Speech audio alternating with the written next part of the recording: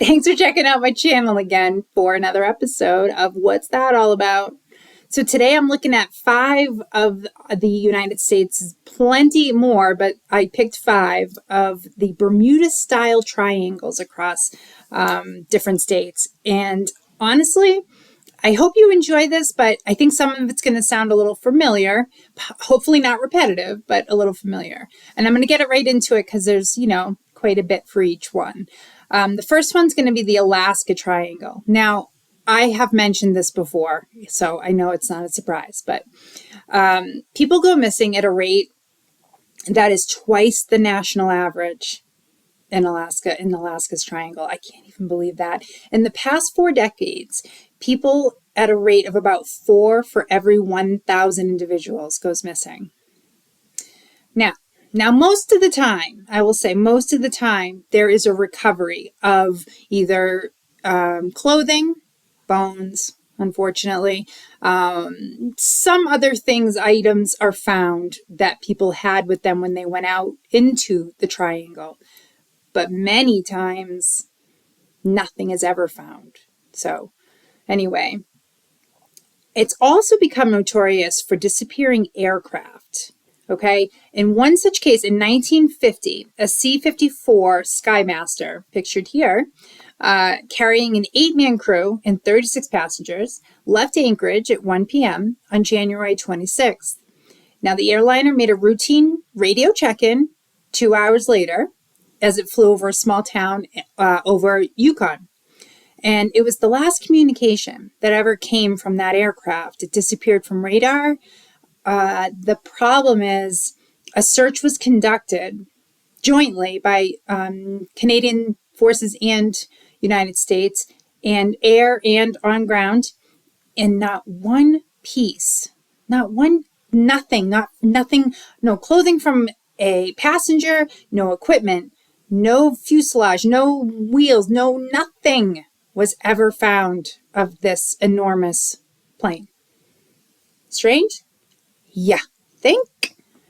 All right, a search for that concluded after, many, many months. But then people started to talk about theories of where it went. And lo and behold, you get the ETs again coming in, extraterrestrial link, a correlation to disappearances and strange things happening.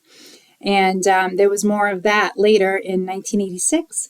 A report was made to the FAA, Federal Aviation Administration, just in case you didn't know, from a Japanese cargo flight that claimed to have seen 3 unidentified aerial phenomenon around their aircraft as they flew. At first, they thought they were military planes, but what they started to realize was these orbs were keeping pace with them. So, for 50 minutes of their flight, it was emitting not only just these glows around them, but then they would emit this huge burst of blinding light. Now, it didn't affect the flight, as far as safety. They were able to land, no one got hurt, that kind of thing. But talk about, off-putting, being up there in the skies, however far up they were. But this phenomenon was caught by civilian and military radar. So it did get a little bit of national attention, which I never heard of it, but then again, I was 11 in 86. So, but another theory that relates to the triangle is massive energy vortex. They're said to affect human behavior and emotions. Now, it's based on the rotation direction. So if you enter into a clockwise vortex, you're said to feel positive effects. Almost like euphoric a little bit.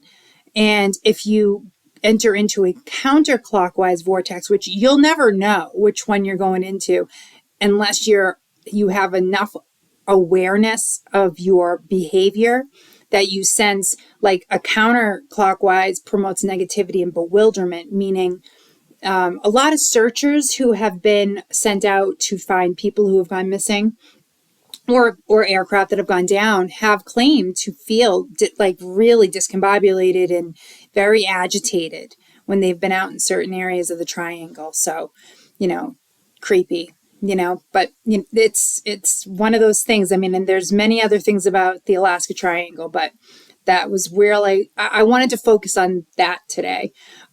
Next up, we're going to go to the other side of the country, and we're going to be going to the Bennington Triangle. It's a phrase that was first coined by Joseph Citro. He's an American author, and it's referred to an area of southwestern Vermont where a number of people went missing between 1945 and 1950.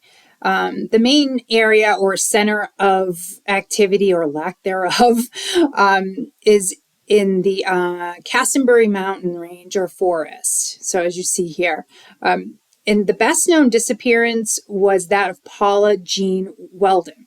She disappeared on December 1st of 1946. She was just 18 years old. She was a sophomore at Bennington College and decided that she wanted to go for a hike one day because in December, what had happened is there was a really nice 50-degree day. So she really was like, you know what? I want to go hiking. I'm going to go by myself. Nobody else wants to go. So people saw her right by Long Trail, which is the name of the trail that she started on. And they noticed that she wasn't wearing a jacket. Now, New England, I grew up in New England, so I know what it's like when you get a 50-degree day in, say, December, and you're just like, you want the less clothing, the better. And you think you're kind of invincible to that.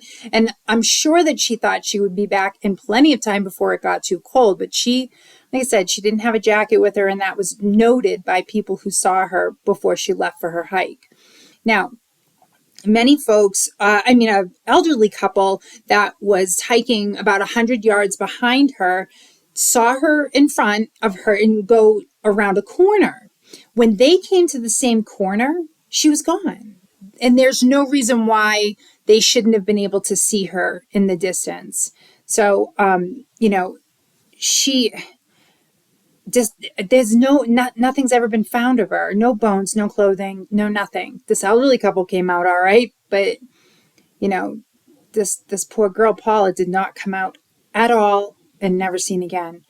Now, the History Channel, they aired an episode in 2008 called The Most Terrifying Places in America. And this triangle made the list easily because, like I said, there were other disappearances throughout that 5-year period that were very suspicious. People even started to talk about the possibility of there being a Bigfoot-type creature in the area. But again, who knows about that stuff, right? I mean, that can be up to some speculation, and I don't think any photos were ever found of that. But anyway, the next one's in New England as well. This is Bridgewater. The Bridgewater Triangle, which you may have heard of. There's been a couple of specials, I think, on Amazon Prime. I think that's the first time I ever saw anything about it, but it's also known as the Black Triangle. And in this area, it's about 200 square miles within the southeastern part of Massachusetts. And there are claims of paranormal activity like poltergeists and UFOs, classics, orbs, balls of fire. That's interesting. I never heard of balls of fire before. And you can't leave out our cryptids, like our Bigfoots and a giant snakes, like certain, like huge, I don't know if it's anaconda size, but they're huge. Huge giant snakes have been seen that seem unusual. And also very unusual, people have claimed to see thunderbirds, which are really enormous birds.